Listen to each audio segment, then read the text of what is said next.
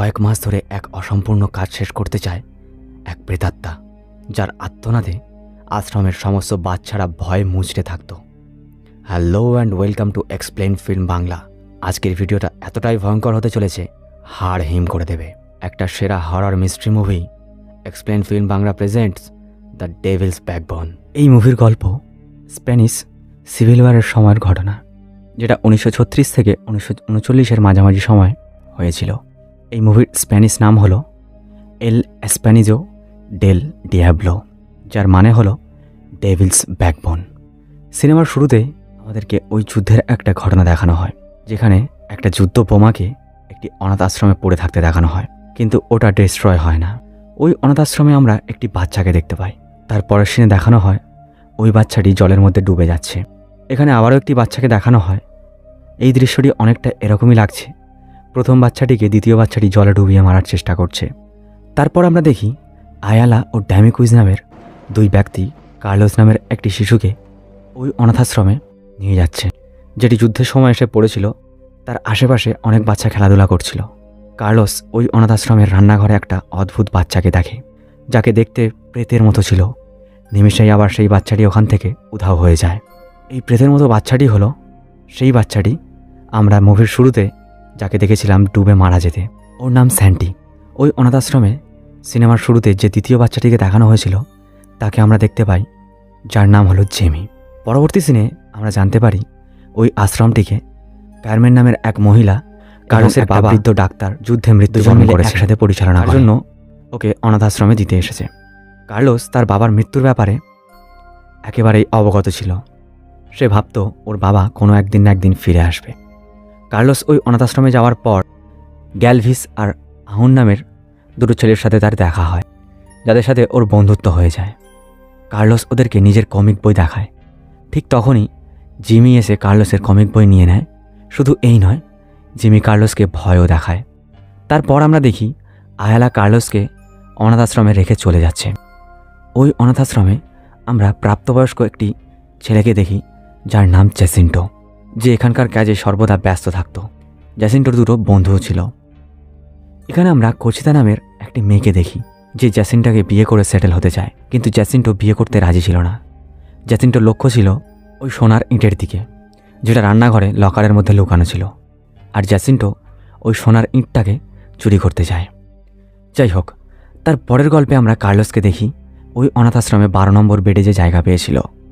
এটা হলো সেই বেড যেখানে আগে স্যান্টি থাকত। কার্লোস একটি ছায়া দেখতে পায়, যেটা ওর বিছানার আশেপাশেই ছিল। ওই অচেনা ছায়াটা রুমের মধ্যে রাখা গ্লাসকে ফেলে দেয় এবং জল পড়ে যায়। জল পড়ে যাওয়ার কারণে কার্লোস ওই ছায়ার পায়ের ছাপ দেখতে পায়, কিন্তু এটা ছাড়া সে আর কিছুই দেখতে পায় না। ওই সময় রুমের মধ্যে আরও কয়েকজন বাচ্চা জেগে উঠেছিল এবং জেমি কার্লোসকে জল আনার জন্য বলে। কার্লোস জেমিকেও ওর সাথে যেতে বলে। তারপর দুজন মিলে রান্নাঘরে যায় জল আনতে।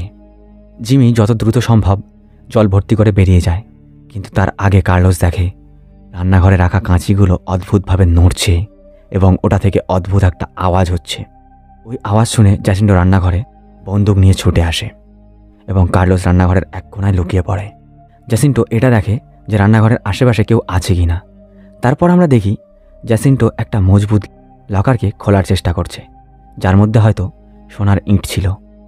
জ্যাসিন্টো কার্মেনের কাছ থেকে প্রত্যেক দিন একটা করে চাবি চুরি করে নিয়ে আসতো এবং ওই চাবি দিয়ে সে লকার খোলার চেষ্টা করত, কিন্তু অন্যান্য দিনের মতো আজকেও সেই চাবি কাজ করছিল না। জ্যাসিন্টো চলে যাওয়ার পর কার্লোস রান্নাঘরে বেসমেন্টে যায়, যেখানেও স্যান্টির প্রেতাত্মাকে দেখতে পায়। সে দেখে স্যান্টির প্রেত জলের মধ্যে ছিল এবং ওর মাথা থেকে টাটকা রক্ত বেরোচ্ছিল। কার্লোস ওই প্রেতাত্মার সাথে কথা বলার চেষ্টা করে। তখন ওই প্রেত বলে, এখানে তোমাদের মধ্যে কয়েকজন মারা যাবে। এই কথা শুনে কার্লোস যত দ্রুত সম্ভব রান্নাঘর থেকে পালিয়ে যায়। রাস্তায় কার্লোসের এক বন্ধু ওর গ্লাস ভেঙে দেয় এবং ওই আওয়াজ শুনে জ্যাসিন্টো সেখানে চলে আসে এবং কার্লোসকে ধরে ফেলে।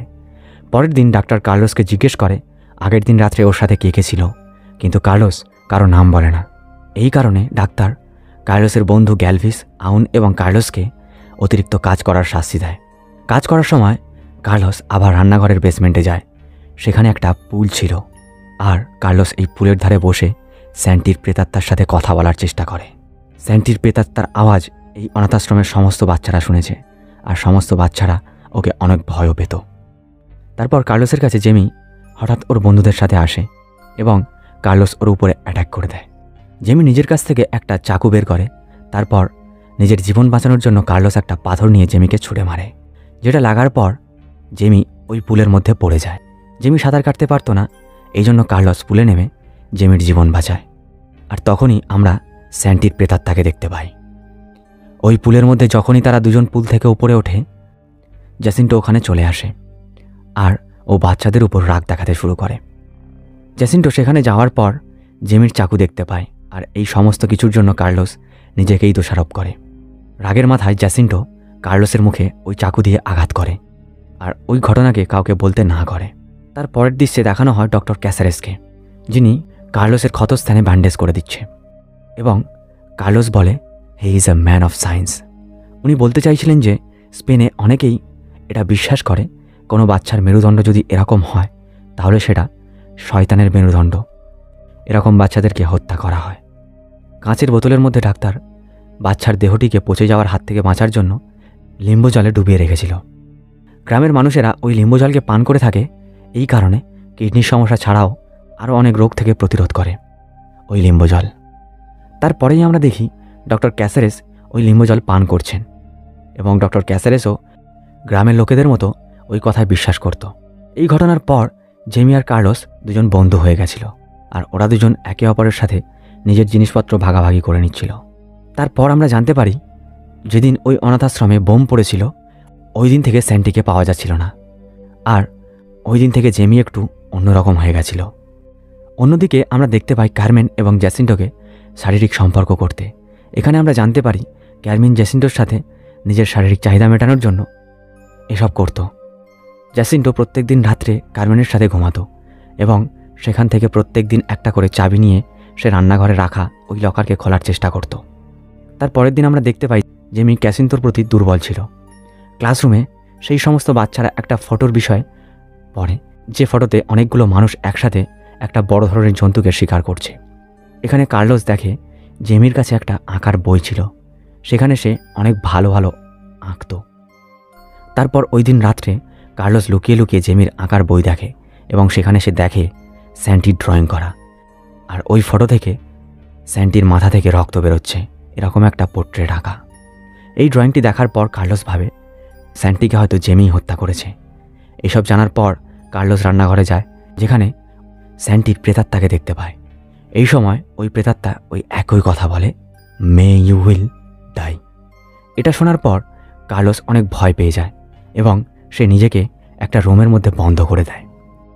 অন্যদিকে ডক্টর ক্যাসারেস শহরে রাম বিক্রি করতে গেছিল, যেখানে সে দেখতে পায় আয়লা আর ড্যামিকুইজ সেনাবাহিনীদের কাছে ধরা পড়েছে। এটা দেখে ডাক্তার বুঝে গেছিল খুব শীঘ্রই তারাও ধরা পড়বে, কারণ তারা ওদেরকে সাহায্য করেছিল। এই জন্য সে ঠিক করে বাচ্চাদেরকে নিয়ে সে অনাথাশ্রম খালি করে সেখান থেকে চলে যাবে। পরের দিন সকালে ডাক্তার ক্যাসারেস এই কথাই কারমেনকে বলে বাচ্চাদেরকে নিয়ে এই অনাথাশ্রম খালি করার জন্য ভাবতে। এই কথাটি জ্যাসিন্টো শোনার পর তাদের কাছ থেকে সোনার ইঁট চায় এবং এই নিয়ে তাদের মধ্যে একটা ঝামেলার সৃষ্টি হয় এবং ডক্টর ক্যাসারেস জ্যাসিন্টোকে অনাথাশ্রম থেকে তাড়িয়ে দেয়। তার কিছুক্ষণ পর আবারও জ্যাসিন্টো অনাথাশ্রমে ফিরে আসে। তারপর ও ডাক্তার ক্যাসারেসের গাড়ি ও রান্নাঘরে তেল ছড়িয়ে দিয়ে আগুন জ্বালিয়ে দেওয়ার চেষ্টা করে। কচিতা ওকে এইসব করা থেকে বাধা দেওয়ার জন্য গুলি চালায়, যে গুলি জ্যাসিন্টোর হাতের পাশ থেকে বেরিয়ে যায়। জ্যাসিন্টো তাড়াতাড়ি সেখানে আগুন জ্বালিয়ে পালিয়ে যায়, আর এই আগুনের কারণে গাড়ি আর রান্নাঘর বাস্ট হয়। এখানে বাচ্চাদের সাথে ক্যারমেনও মারা যায়। এই সময় এসব কিছু ছাড়াও ক্যাসারেস খুব খারাপভাবে আহত হয়েছিল এবং সে আর বেশিক্ষণ বাঁচবে না। কচিতা পায়ে হেঁটে শহরের দিকে যেতে শুরু করে, যাতে ও আহত মানুষদের জন্য ওষুধ নিয়ে আসতে পারে। আর এই অনাথাশ্রমের বাচ্চাগুলো একে অপরকে সাহায্য করছিল। তারপর আমরা এই সিনেমার ব্যাপারে সবথেকে বড় টুইস্ট দেখতে পাই। জিমি স্যান্টির মৃত্যুর ব্যাপারে কার্লোসকে বলে। জিমি বলে যেদিন রাত্রে বোমটি পড়েছিল স্যান্টি আর কার্লোস রান্নাঘরে আন্ডারগ্রাউন্ডে ছিল, সেখানে ওরা স্লাগ একত্রিত করছিল। তখনই ওরা রান্নাঘর থেকে কিছু আওয়াজ শুনতে পায়। তারপর স্যান্টি উপরে যায়। স্যান্টি উপরে গিয়ে দেখতে পায় রান্নাঘরে জ্যাসিন্টো লকার খোলার চেষ্টা করছে, আর ও স্যান্টিকে দেখে ফেলে। স্যান্টি নিচে এসে জ্যামিকে লুকিয়ে পড়ার জন্য বলে। স্যান্টির পেছন পেছন জ্যাসিন্টোও চলে আসে এবং সে স্যান্টিকে মারতে শুরু করে এই ভয়ে যে স্যান্টি লকআপ খোলার সময় ওকে দেখে নিয়েছিল। এই জন্য ও স্যান্টিকে ধাক্কা মারে, যার ফলে স্যান্টির মাথায় আঘাত হয়। আঘাত হওয়ার পর স্যান্টির ক্ষতস্থান থেকে প্রচুর পরিমাণে রক্ত বেরোতে শুরু করে। তারপর জ্যাসিন্টো স্যান্টিকে বেঁধে পুলের মধ্যে ফেলে দেয় এবং স্যান্টি পুলে ডুবে মারা যায়। জ্যাসিন্টো চলে যাওয়ার পর জিমি পুলের পাশে বসে অনেক জোরে জোরে কান্না করছিল।